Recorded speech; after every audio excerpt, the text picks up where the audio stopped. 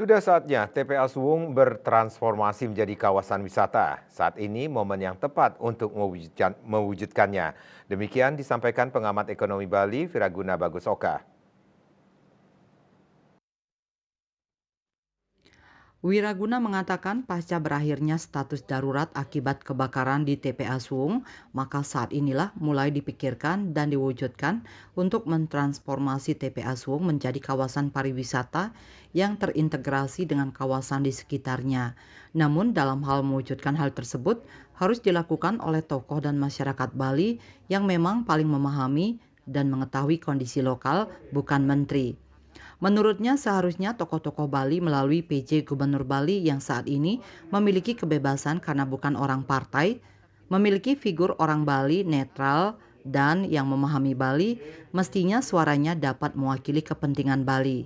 Selain itu, akses anggaran untuk pelaksanaan dinilai juga jauh lebih mudah karena mewakili pusat, karena pemerintah pusat tidak memikirkan dana lokal lagi. Ketiga, kelebihannya adalah untuk mewujudkannya tidak perlu ideal namun dapat mencontoh negara tetangga dengan menggabungkan konsep yang dimiliki Bali. Sementara masyarakat dinilai pasti akan menerima karena berlandaskan local wisdom dan THK. Menurutnya kondisi ini sudah mendesak dan saat inilah waktu yang tepat untuk mewujudkannya, apalagi pandemi sudah lewat, serta Bali sedang digandrungi menjadi daerah tujuan utama berwisata.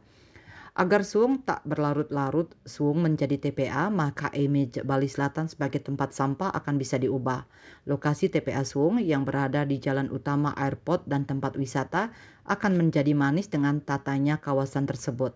Apalagi TPA Suwung terlihat dari jalan tol atas laut yang cukup langka di Indonesia, maka pemandangan tak sedap sampah menggunung dapat disulap menjadi tempat paling indah yang bisa dinikmati dari atas tol laut. Dari sisi ekonomi dan bisnis serta masyarakat akan lebih tertata dan mereka sudah mulai belajar bagaimana mengadopsi sistem yang begitu bermanfaat bagi kita semua.